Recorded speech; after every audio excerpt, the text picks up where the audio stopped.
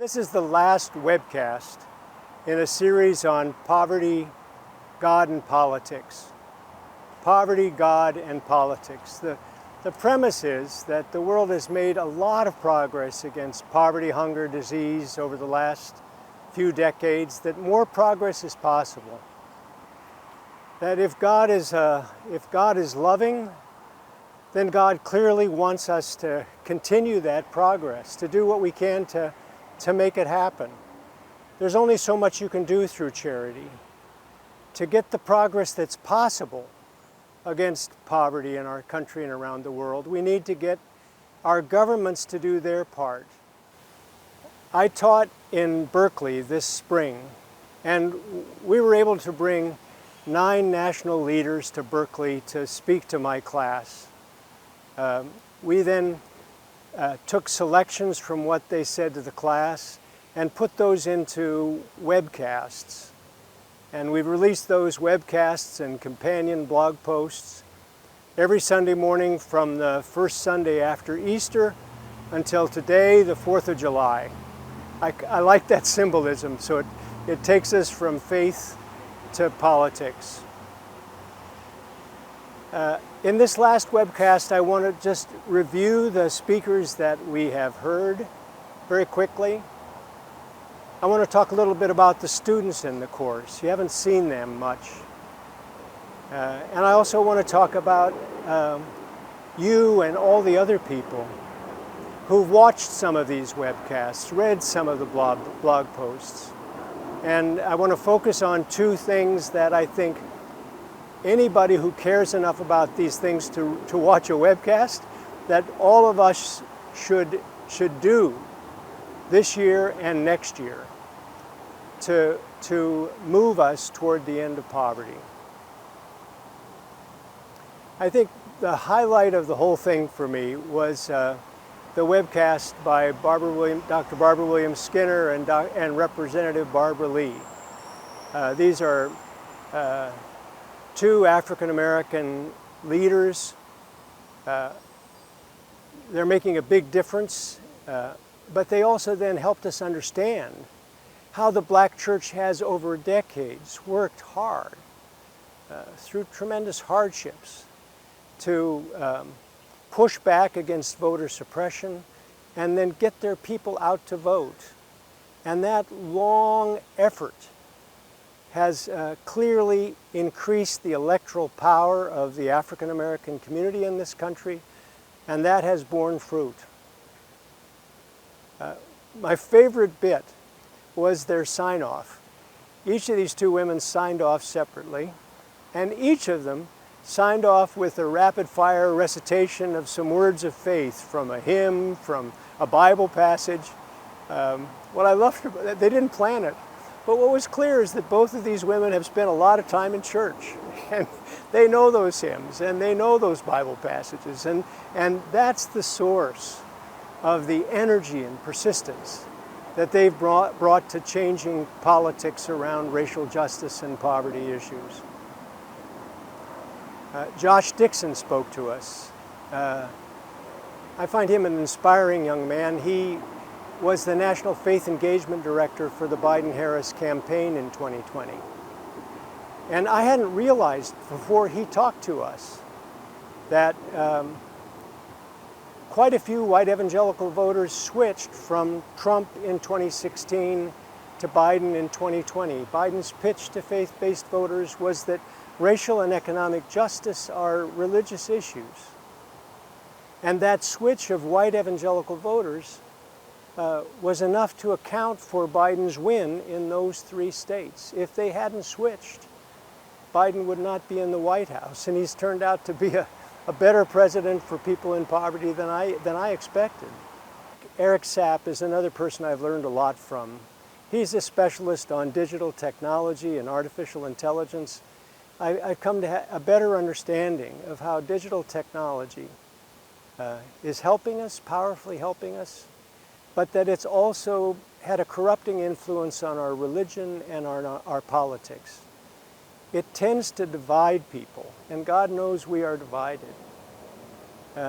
It also has opened the floodgates to misinformation and disinformation.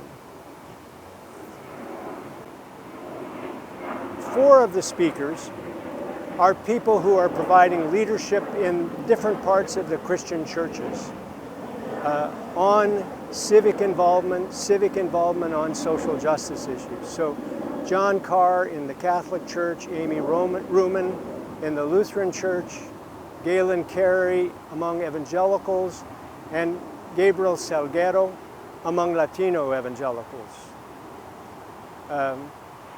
These are people who are teachers of the faith. They're helping us be faithful in this aspect of being a good citizen.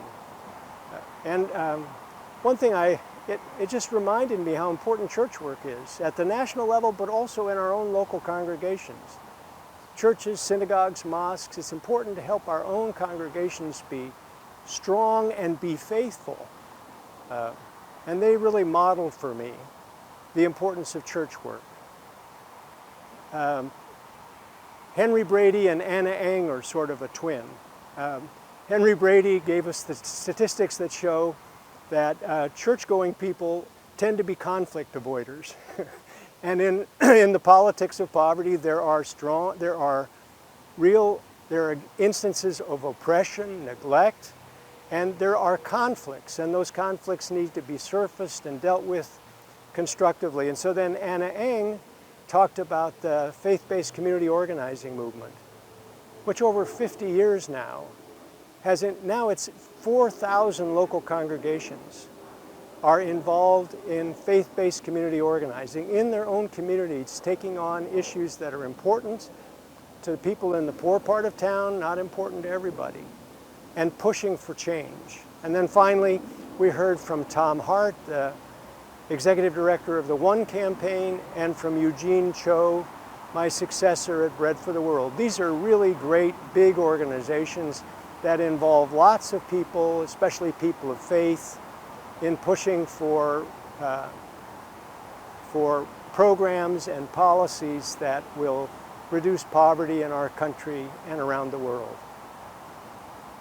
It's been a great lineup. Now, you haven't seen the students, and that's because of student privacy concerns. We didn't want to show the faces or give the names of students. That's a general policy of the University of California, and it's right. But I want to tell you a little bit about these people. It was 6 students of public policy from Berkeley's Goldman School of Public Policy. And then 6 seminarians, people training for religious leadership, in the seminaries that are combined in the Graduate Theological Union. We formed a learning community. We learned a lot from each other. It was a transformative experience for me, and I think for many of the students.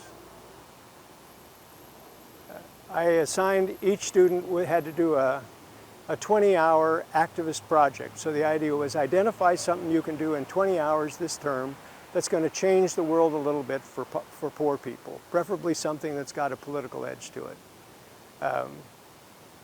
One of the students did an internship with Eric Sapp's company. And he tells me he worked 200, not 20, 200 hours. And he's now doing a paid fellowship with Eric's company. Another student is going to seminary, but she's also working full-time on anti-poverty work within the government of one of the counties of California. And now she's, since the course, she's working to set up a liaison office between the county government and the churches, synagogues, and mosques of the county. I want to tell you about one woman who, from Myanmar. She is from one of the smallest ethnic minority groups in Myanmar. She lives in the Golden Triangle, the center of the drug trade. They are ruled by the military. The military is led by the dominant ethnic group of Burma, not the local ethnic minorities.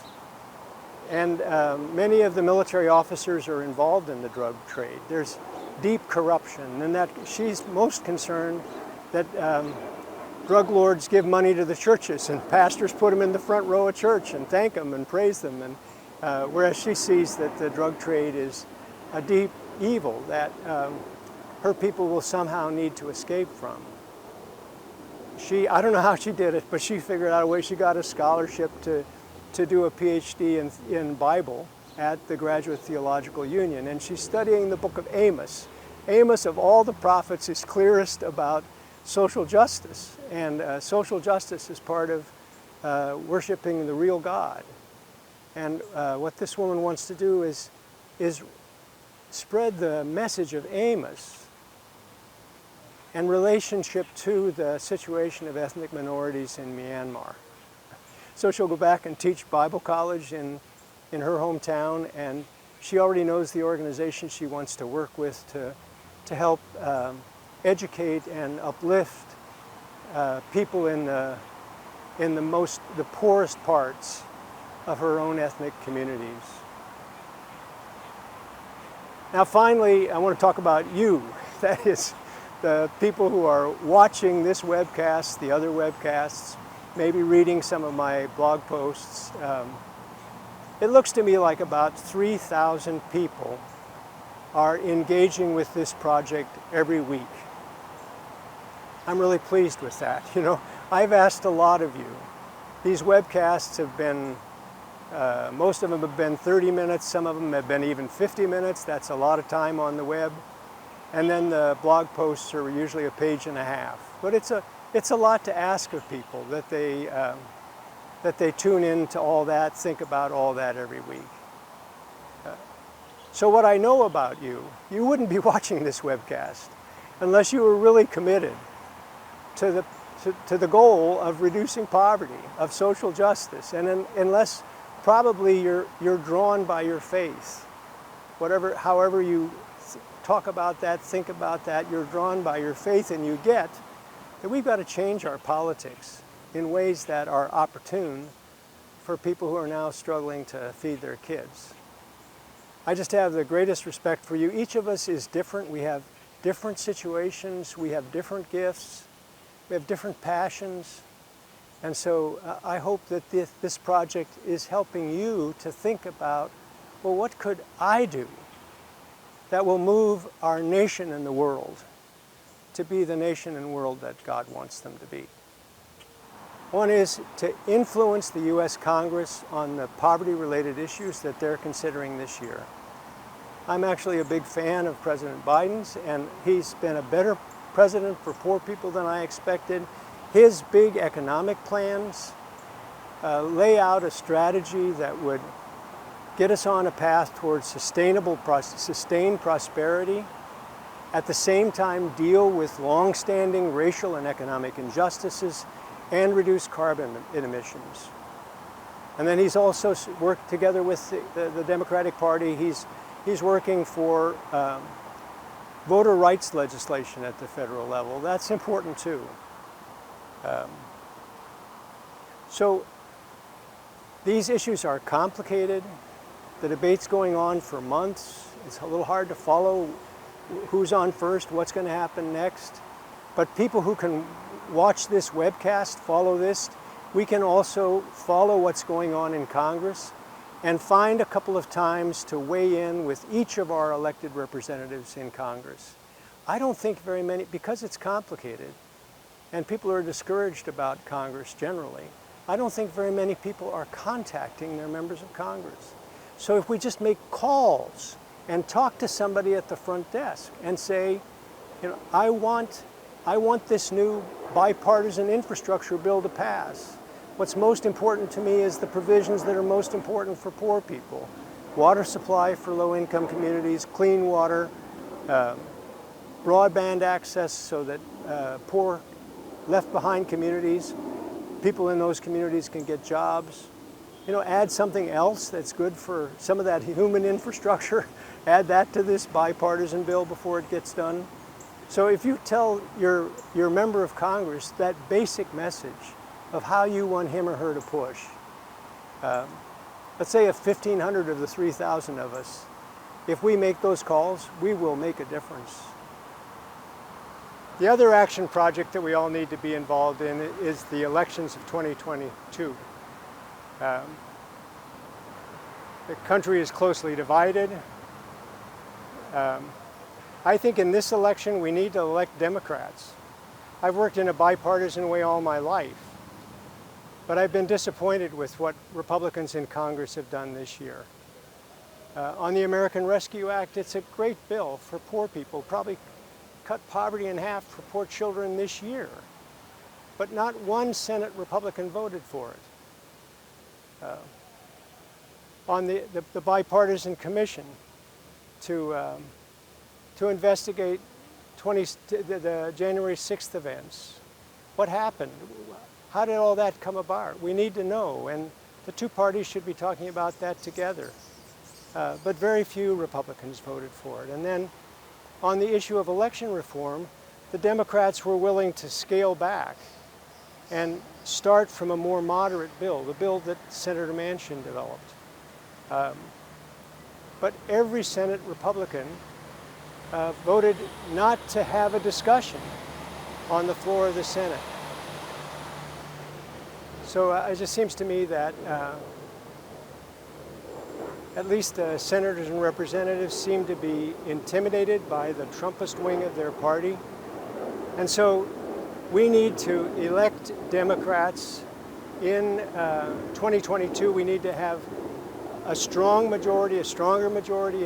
If that happens, one of the good benefits of that is that there'll be reform efforts in the Republican Party, and I think the Republican Party is an important voice, but we need a constructive Republican Party, and I think, we need a Democratic win in this coming election to get that. So the way all of us can do that is to give money and time to efforts to resist voter suppression, to promote voter participation, and then to support good candidates, to pick out a few candidates and give them money. Some church people don't give money to politicians, but it is important to the future of the nation, and also to give time, the time it takes for us to talk with our people and our family members, our friends, to talk and listen to people who might disagree with us, and then to work for a campaign, to go knock on doors or be part of a phone bank, and to help win this next election. Finally, I want to announce on this webcast that I'm really pleased that my wife and I are going to be going to New York City this fall, and I'll be a visiting professor of religion and society at Union Theological Seminary. I think I'll learn a lot, and I hope you'll continue to connect with me on my website, www.davidbeckman.net. We have posted all the material from the Berkeley course on my website in an easy to refer to way, so you can go back and look at things or see things or reflect on things that you may have missed the first time around. And then I'll be adding webcasts and also adding blog posts, maybe one blog post every 2 weeks.